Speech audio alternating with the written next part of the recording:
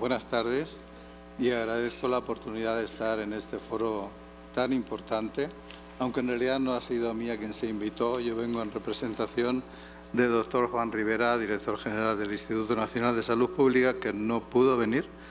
Y entonces, pues así de carambola, como decimos allá, pues me ha tocado estar presentando lo que les voy a compartir.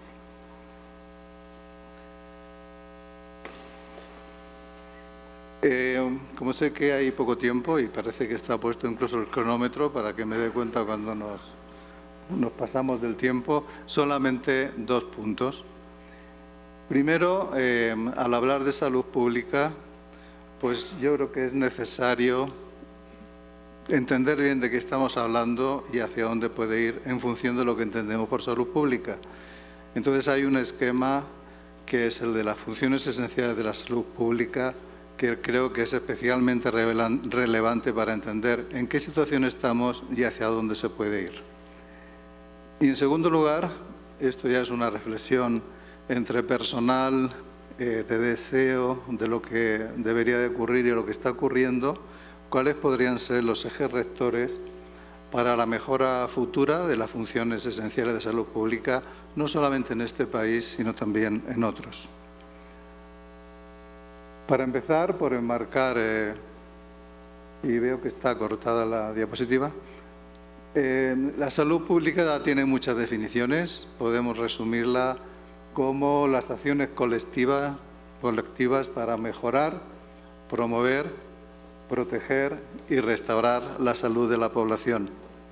Y las funciones esenciales que nos sirven para entender hasta qué punto eso es una realidad en los sistemas de salud se podrían definir como el conjunto de acciones indispensables, no dispensables, como parece que pone ahí, bajo responsabilidad del Gobierno y que son fundamentales para lograr los objetivos de la salud pública.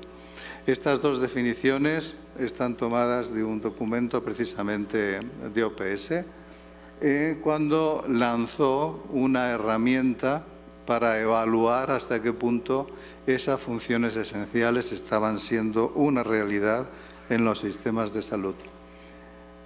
Son 11. Esto también tiene una historia larga, empezó en los años 90 en otras instituciones, pero finalmente se consolidaron en 11 las funciones esenciales que cada gobierno, cada sistema debe poner en marcha para garantizar una salud pública conveniente.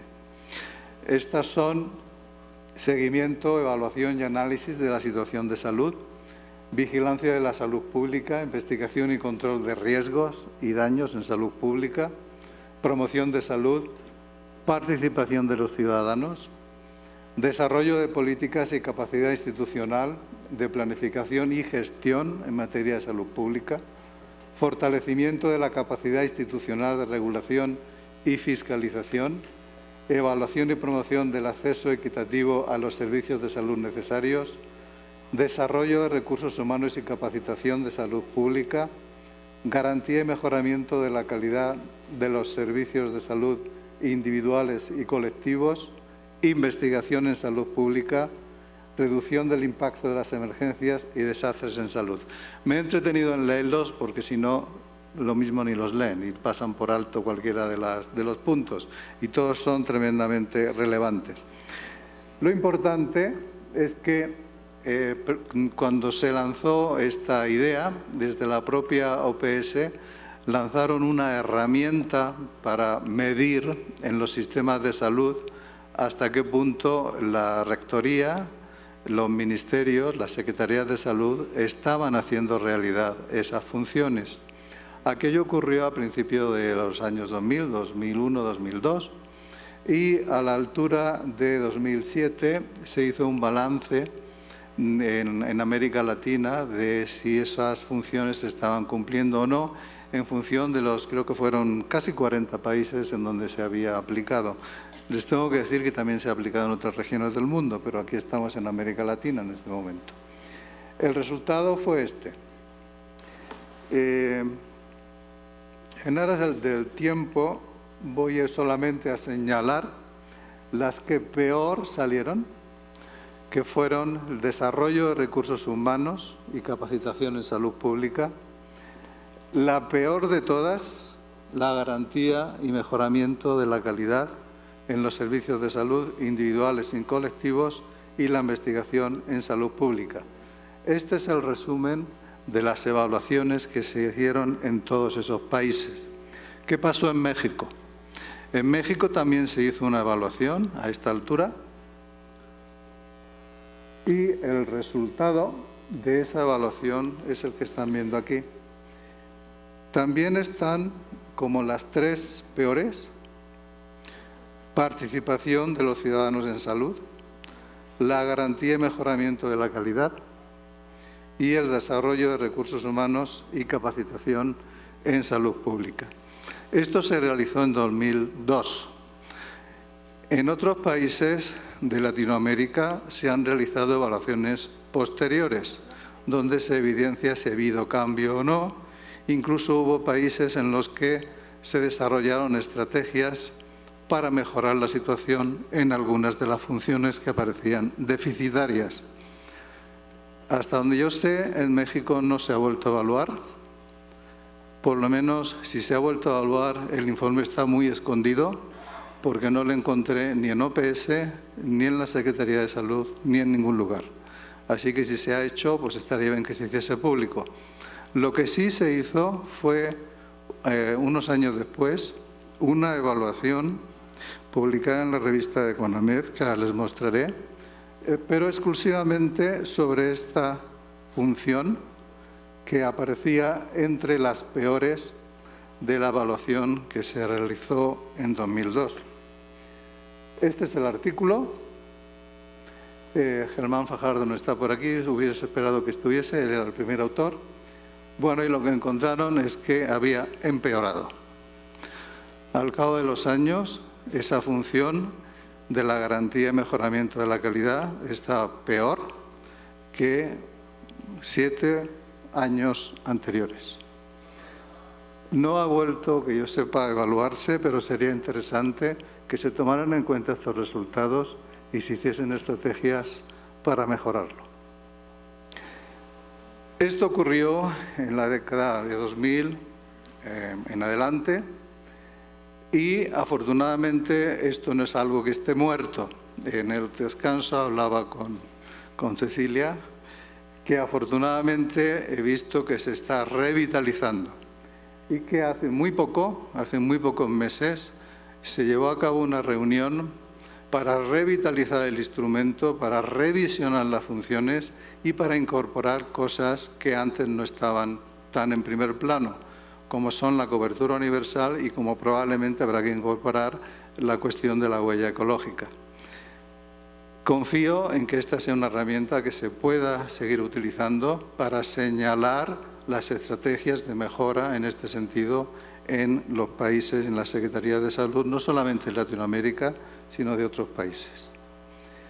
Con estos antecedentes y ya como reflexión personal, aunque apoyado en lo que ha venido ocurriendo internacionalmente y también en este país, ¿cuáles serían los ejes rectores para mejorar la situación? Les voy a hablar brevemente y con algunas ilustraciones de los siguientes. Primero, de la necesidad de política sanitaria basada en evidencia. Estamos muy acostumbrados ya, aunque no sea una realidad, a hablar de la medicina basada en evidencia, a que hay que hacer lo que se sabe que está bien y no hacer lo que se sabe que está mal. Pero todavía no estamos muy acostumbrados a que también las decisiones de política sanitaria deberían estar basadas en evidencia.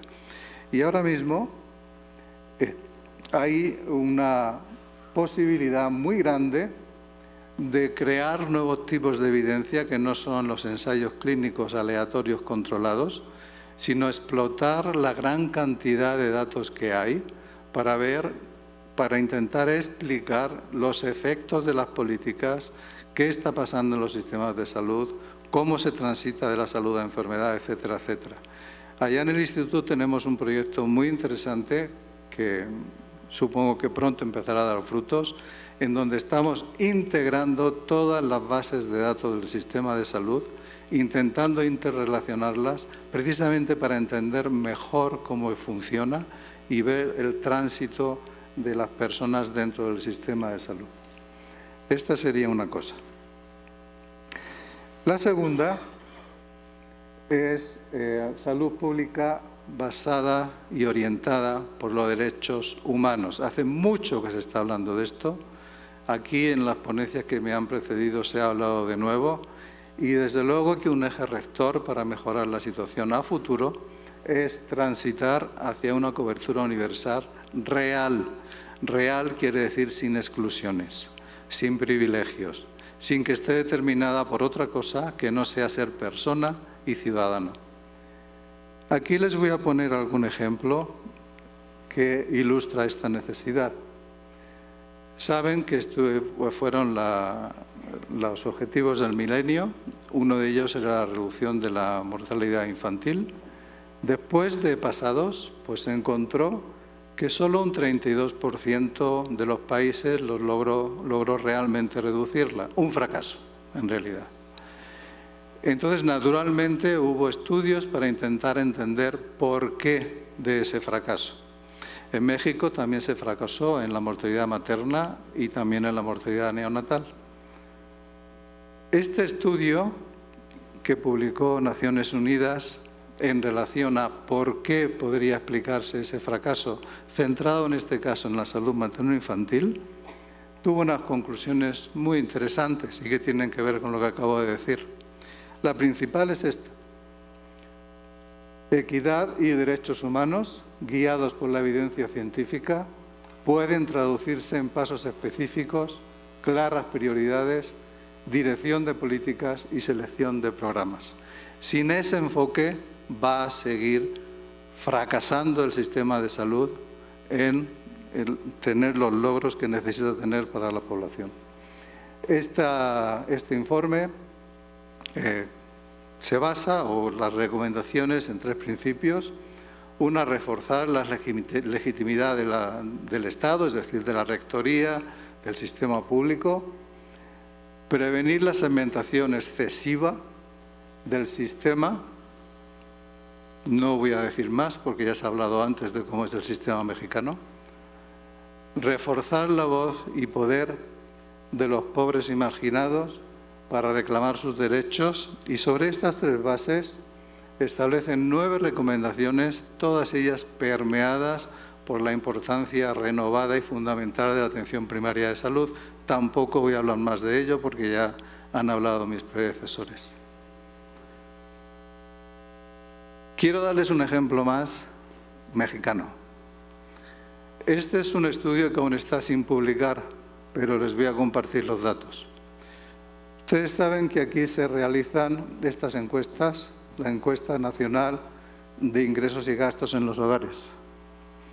En esta encuesta hay preguntas en el módulo de salud sobre una serie de cuestiones, como es si tienen o no afiliación a algún seguro, si hubo o no necesidad de atención que no lograron, hasta qué punto hay accesibilidad geográfica. Creo que está en 3 horas el límite de si es o no accesible un centro para atención de urgencia.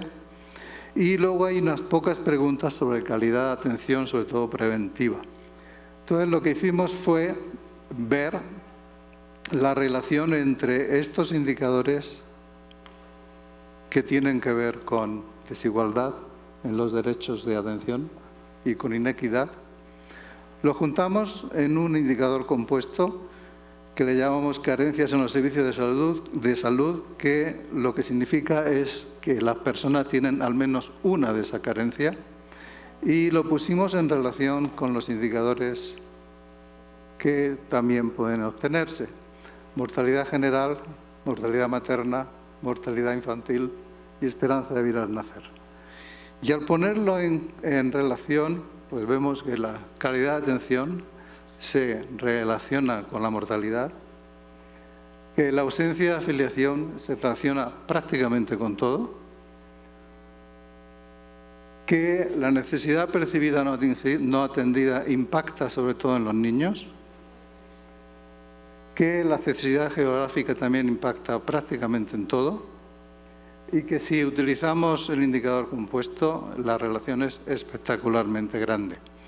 Es decir, no es nada opinable, es una realidad que la desigualdad, la inequidad, la existencia de esta situación impacta muy negativamente en la salud de la población en general, y aquí tienen datos particulares de México.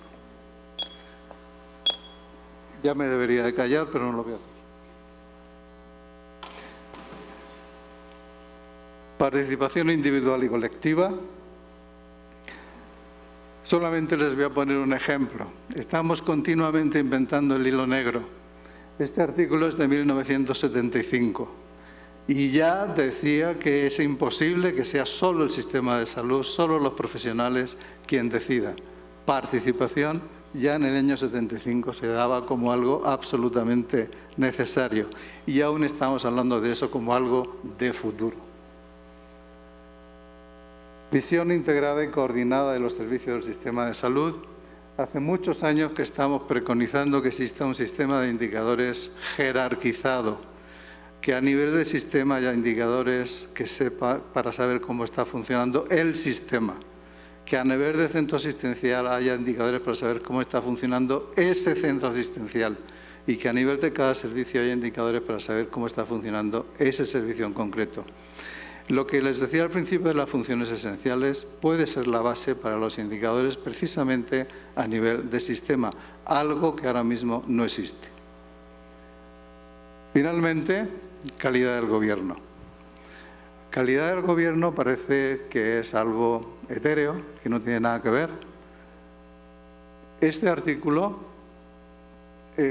utiliza datos de 120 países y muestra que la calidad del gobierno se asocia muy claramente a los principales indicadores de mortalidad, esperanza de vida, etc.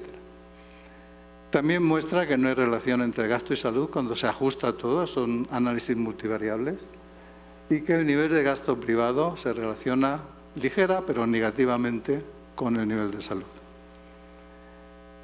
¿Cómo miden la calidad del gobierno? Hay tres indicadores, o tres grupos de indicadores.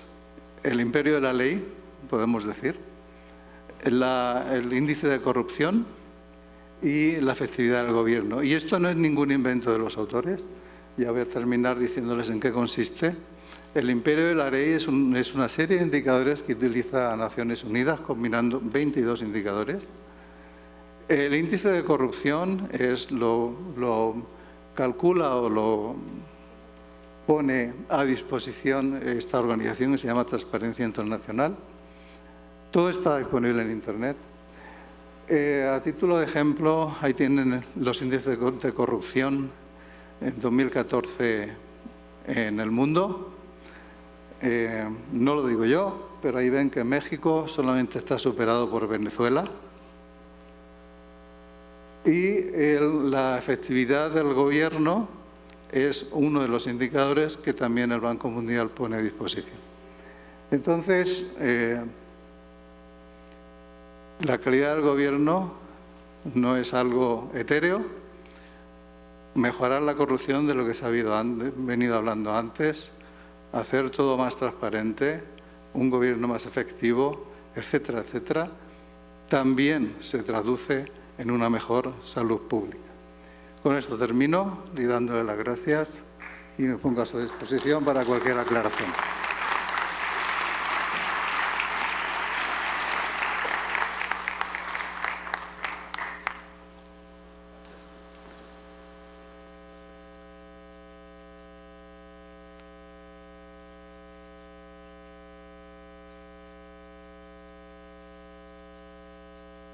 Bien, muchas gracias.